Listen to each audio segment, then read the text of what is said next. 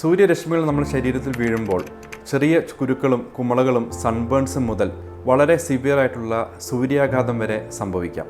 അമിതമായിട്ട് ശരീരം വേർക്കുന്നത് കൊണ്ട് ഉണ്ടാകുന്ന ചൂടുകുരും ഫംഗൽ ഇൻഫെക്ഷൻസും മുതലായ ചർമ്മരോഗങ്ങളും വളരെയധികം കൂടി വരുന്നു.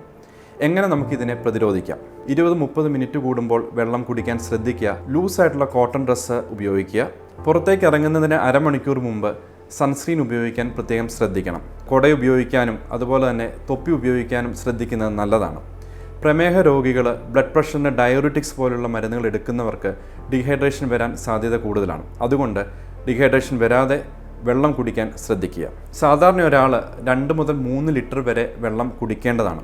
പുറത്തുള്ളപ്പോൾ 20 മുതൽ 30 മിനിറ്റ് കൂടുമ്പോൾ വെള്ളം കുടിക്കുന്നത് നല്ലതാണ്. ഡീഹൈഡ്രേഷൻ പ്രിവെൻറ്റ് ചെയ്യാൻ ഇത് സഹായിക്കുന്നു. പുറത്ത് ജോലി ചെയ്യുന്നവർ, നമ്മൾ സൂര്യപ്രകാശത്തിൽ സൂര്യരശ്മികൾ വീണ് ജോലി ചെയ്യുന്നവർ വളരെയധികം സൂക്ഷിക്കേണ്ടതാണ്. അവരെ ക്ഷീണം തോന്നുകയാണെങ്കിൽ ഷെയ്ഡിൽ റെസ്റ്റ് എടുക്കണം. കൂടെ വെള്ളം കുടിക്കുകയും ചെയ്യാനും ശ്രദ്ധിക്കണം.